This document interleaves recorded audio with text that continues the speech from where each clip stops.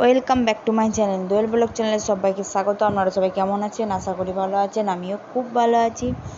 তো আজকে সকাল সকাল উঠে পড়েছি। উঠে তরকারি সব কেটে নিলাম। তরকারি বলতে মুড়ি খাওয়ার তরকারিটাই করলাম, কারণ আজকে আমরা যাব মায়ের বাড়ি খেতে। তো সেই জন্যে মুড়ি খাওয়ার তরকারিটাই করলাম। আর কুমড়ো তরকারিটা বসিয়ে দিয়ে আমি চলে আসলাম ছাদে। ওপরে চলে আসলাম। ওপর থেকে এবার আমি ছাদে যাব, কারণ কিছু জিনিস ছিল ভিজে, সেগুলো মিলতে যাব ছাদে। তো আমি চলে এসেছি ছাদে। আর ছাদে এসে দেখলাম মেঘটা খুব সুন্দর লাগছে দেখতে, তাই একটা মেঘের একটা ছোট্ট করে ভিডিও করে নিলাম। কারণ শরৎ দিনে মেঘ এত সুন্দর লাগে দেখতে, মনে হয় যেন তুলো ভেসে যাচ্ছে।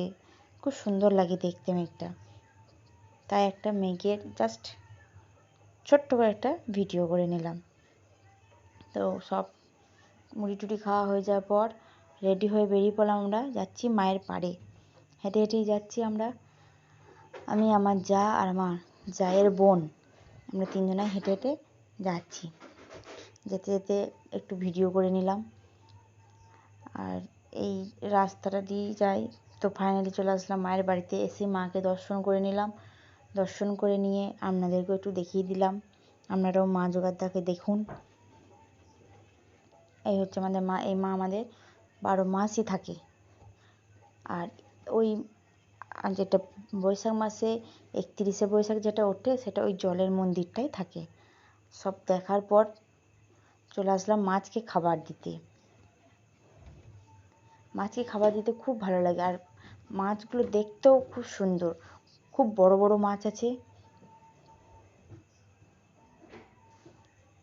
তো বিস্কুট দেওয়ার জন্য প্রচুর মাছ চলে এসছে। আর এই হচ্ছে নবীন ভাস্কর, ইনি মা জোগাড়দাকে বানিয়েছিলেন। আর এই জলের মা বছরে অনেকবারই ওঠে, কিন্তু আমরা দেখতে পাই না। আমরা বছরে 2বার দেখতে পাই। একবার হচ্ছে 31শে বৈশাখ, আর একবার 4ঠা জ্যৈষ্ঠী। এছাড়া আমরা দেখতে পাই না। আর আমি গোটা পাড়টা একটু আপনাদেরকে ঘুরিয়ে দেখিয়ে দিলাম। তো মায়ের বাড়ি এলে মনে হয় না যে বাড়ি যাই। আর প্রচুর প্রচুর ভিডিও আছে আমার মা জোগাড়দাকে নিয়ে।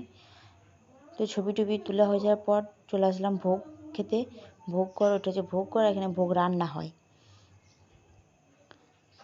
তো খাওয়ার পর আমরা এখন বাড়ি যাচ্ছি। এটা হচ্ছে খেরগ্রামের স্কুল। আর স্কুলের পাশে আছে উত্থান মন্দির। 31শে বৈশাখ মাকে তুলে নিয়ে এসে উত্থান মন্দিরে বসানো হয়। বাড়ি এসে একটু রেস্ট নিয়ে আমরা আবার বেরিয়ে পড়লাম ধামাচের পাড়। তো ধামাচের পাড় চলে আসলাম। তো এইখানে মা জোগাড়দা শাঁখা পড়েছিলেন। এটা শাঁখারি ঘাট না, শাঁখারি ঘাট একটা আছে, সেখানে যেতে পারিনি। তো আমি যদি আবার কোনো দিন আসি, অবশ্যই শাঁখারি ঘাটটা ভিডিও করে নিয়ে গিয়ে আপনাদেরকে দেখাবো। তো এত বড় দিঘি আমি কোনো দিন দেখিনি, তো সেই জন্য চলে আসলাম দেখ। আর এপার থেকে ওপার দেখা যাচ্ছে না, আমি জাস্ট একটু জুম করে দেখাচ্ছি। প্রচুর চওড়া, পুরো গঙ্গার মতন চওড়া। এখানে এসেও একটু মেঘের ছবি তুলে নিলাম। আর আপনাদেরকে একটু পাড়টা ঘুরিয়ে দেখিয়ে দিলাম।